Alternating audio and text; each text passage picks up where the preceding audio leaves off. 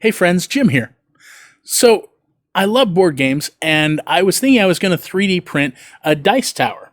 When I went online, I couldn't find any that I really liked, though, but that's not a problem because there's an easy, free way to create anything you can imagine. I thought it'd be a lot of fun to 3D print a dice tower, and I had this idea in mind for like a log cabin or something like that. So I went on to Thingiverse, which is a popular site for 3D printable models, and I found a castle, and another, and another, and another, and another, and another, and another, and whatever this thing is. And they were all great, but they weren't really what I wanted. So today I'm going to show you how to use a free website called Tinkercad to create 3D models that can be transformed into real-life objects.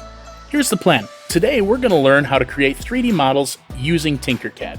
Now the very first thing you need to do this is an idea. Anytime I want to make something, I always try to sketch it out, and this is really best practice. Now, I don't have super strong artistic skills, but that doesn't matter. All you need to do is kind of rough out what you want it to look like and how you want it to work, and then also, if you've got things that are important to note, such as like the inner workings here or layout and pieces that you want to reference, having something on paper will really help it look better in the end and will make your modeling easier. The next thing you need is an account on Tinkercad.com. I do have the link down in the descriptions, but on the Tinkercad.com account, you can set that up. It's super easy. You click in the upper corner, and it will walk you through the process. Lastly, you need a 3D printer, and this is kind of sort of optional. If you don't have one, that's okay, because if you look up in your community, you probably have a library or a school or a makerspace that has 3D printers that you can come in and use. The cost on this, that's my favorite part, nothing. Zero, zilch, nada. There is absolutely no cost whatsoever to create your model because Tinkercad is free. Now, this doesn't really, on the difficulty level, I'm calling it not bad. And on my little thermometer or doom here, it barely registers.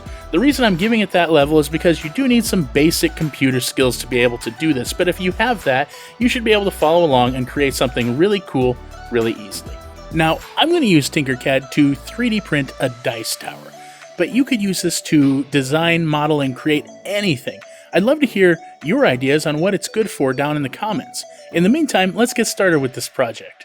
Right now, you're looking at the Tinkercad login screen. Up at the top right, you've got your Join Now button, which you'll click if you haven't created an account. If you have, you'll click Sign In, just like I did there, and it's going to give you all your options. I sign in under my email, and we're just going to go through that. Click the Stay Signed In button, even though I don't know if it does anything. Now, when we get here, you've got some user controls, and you've got some other things that we're not going to focus on today. Today, we really want to look at where it says My Recent Designs. Underneath are all the designs you've ever created in this account, as well as a button to create new designs. We're going to click on that button, which is going to take us to our workspace. In your workspace, you have a work plane, which is this blue surface. That's basically, for lack of better terms, that's like your ground where you start off, and you can move through this space using either of these tools to the left to navigate around, or you can use your mouse, and the middle wheel of your mouse zooms in and out. You can also click on that mouse, and then as you move, it will move around in space. If you click on the right button on your mouse, that will rotate you in the space as well. These tools up at the top are the basic tools you have in most programs: copy, paste. This duplicate tool is really useful, and it can duplicate an object, and then it will keep applying those transformations as you make multiple copies. Play with it. That's going to be my advice for most of this interface. Get in there, play with it, pull things out there. If you mess something up, it's okay. At the top left, you're going to see this name, and this is never ever going to make sense. It's a few words they put together randomly to be the title of your creation. You can click that, and you can change it to whatever project name you desire. Now, over on the right, this is kind of where all the action happens. Tinkercad basically works by combining shapes together. So you've got blocks and cylinders and spheres, and as we pull these out, you can see I can click and then drag right onto the work surface. So I click on a cylinder and I drag it out here. I click on a sphere and I drag it out here, and I can actually pull shapes, and then on our work plane in our surface here, we can move through space and I can adjust them to make them taller, shorter, using all of these little nodes that they give me. This little node on top that looks like a hat allows me to raise or lower the object on the Z-axis. And then all of these other controls allow you to do things like rotate it. You can't really see on that because it's a sphere, but if I use this, I can rotate this across the X and Y as well as the Z planes to really move it wherever I want in whatever form I want. You've got tools that will allow you to align these objects. So if I select all of them, I can align them together with this tool. Bring these all to one spot, and these nodes just tell it where to align things to. So I'm going to align everything together. They all kind of fit in this blimp that I made, but they're all centered on each other because I clicked those central nodes. Tinkercad again works by shapes and by grouping them together. So if I take all of my objects here and I group them together, they become one singular object. And even after I've deselected and reselected, they move together. I can break up a group if I realized, oh my gosh, I shouldn't have had this here. This actually belongs here. And then I can regroup things together using these tools. Over on the right-hand side, you see these two that are shaded out. Those are for holes. Now, they put these tools up here just to kind of get your feet wet to see, oh, holes exist in this program, but any shape can be a hole. I can take a sphere out here, and then on the property box for that sphere, which is up here in the top right, you'll see there's an option for solids, and if I click on that, there's all sorts of colors. I can even make it transparent. And then there's a second option to make it a hole. Now, if I click on this option, then what you have is something that will actually pierce through your object once it's been grouped with it. So what I mean by that is, let me take this sphere and I'm going to raise it up to this object I created, and I'm just going to pull it in a little bit here so that it's kind of hiding. Okay? Now, right now you can see, I'm going to zoom in, and you can see that all of these objects, nothing has changed, but the hole kind of just looks like a shadow kind of built into it. That's showing me where a hole will go once I join this together using my group function. So I group items together, and then all of a sudden where that sphere was, now you can see there's a hole. So this is generally how Tinkercad works. The one thing I want to add here is you also need to click up here at the top right, and especially if you are creating something that you want to 3D print or you want to bring into the real world or share with others, you need to know the dimensions. This tool called the ruler, when I click on that and then I bring it over here onto the work plane, you can see now this ruler will give me all the dimensions from origin, which is this 0, this O here is the origin point on everything that's measured. And I can adjust dimensions, 0, enter. When I deselect, all the dimensions disappear, but then I can reselect, and then I have so much control over how tall this is, how wide it is. Here's our Z-axis. We've got our X and Y controls here. We have our height right here, so I can make this float in the air, or I can make it underground, under my work plane. If I zoom down, you can see here's my work plane. So there's so many different ways that you can manipulate things with just knowing where they are in the space using the ruler. So it's super easy, and I could spend hours showing you how every little piece of this works. But seriously, the best practice here is to go out there and play with Tinkercad. Now, if we're making things for 3D printing, which today I want to create something that's 3D printable, there are some rules that you should probably know. One thing is that 3D printers, they really don't like things that have a huge overhang. So what I mean by that is, if you look at these two blocks, as a 3D printer would work through layer by layer by layer, when it gets to this point here, it's going to have to try to draw hot molten plastic in space. That's not going to work very well unless you add supports in your model, which the slicing software can add supports, but you've got to understand some places it's really inconvenient to remove supports, or you might not be able to put supports at all. So overhangs are something to think about when you create your models. You also don't typically want to create a whole lot of little spindly things. If you create something that's super thin and super tall, the odds are really good that this is going to mess up when you 3D print it, because 3D printing works by making one layer, going up, making another layer, and in addition to this, it's drawing the rest of your model. So you've got something that's bringing a print head over here, drawing something little, and after it's done that for several layers, you're just increasing your chances for disaster. All right, so the last thing I want to show you to look out for is when you're designing things, just be careful over steep angles. And what I mean by steep angles, let me throw another block on here.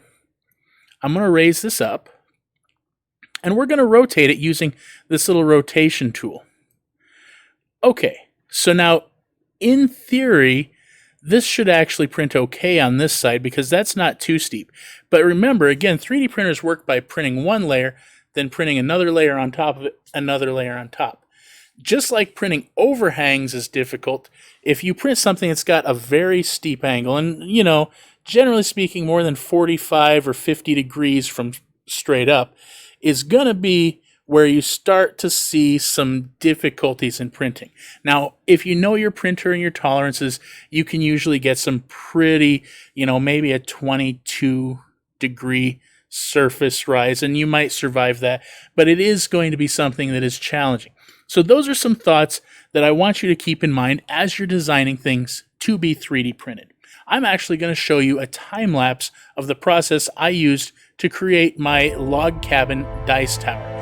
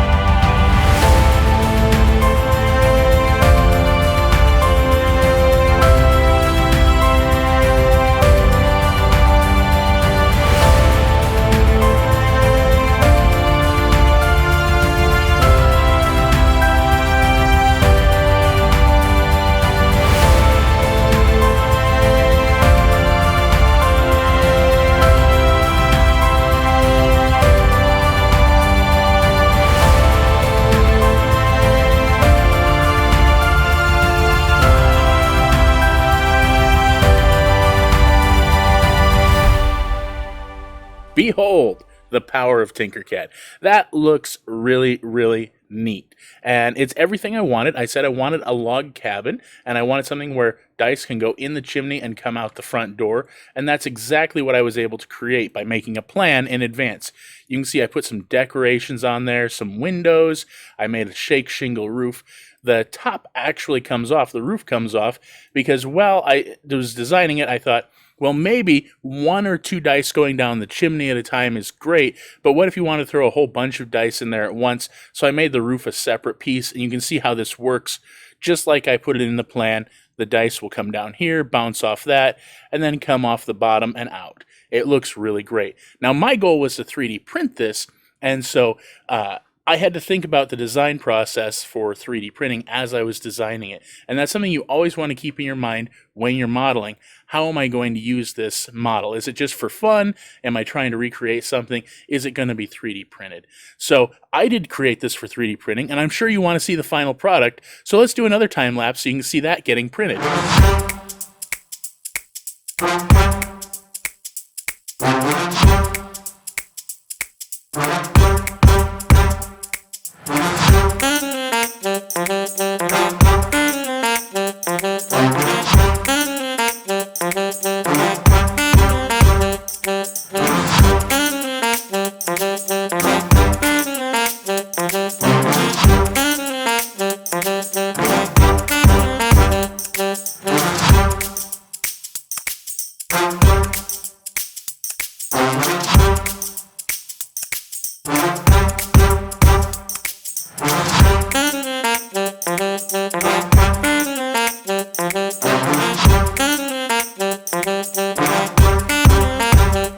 And here's the finished product. It looks really, really nice, and I think that it turned out super, super awesome. It's got everything I wanted. It really fulfills the design idea that I had, and the best part is that it works really, really well. Thanks so much for watching. Hey, I hope you enjoyed it. If you did, please give it a thumbs up. If not, tell us how we can make the next one better. If we earned it, I'd love it if you hit the subscribe button, and if you hit the bell for notifications, you'll know next time we make a new video. As always, I'm Jim, and we just made something new.